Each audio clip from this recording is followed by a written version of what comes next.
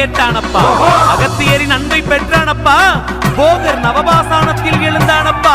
சிக்கலில் வேல் வாங்கி நின்றானப்பா. திருச்செந்தூரில் சம்காரம் செய்தானப்பா. பிரம்மனை சிறையில் அடைத்தானப்பா. படை வீடு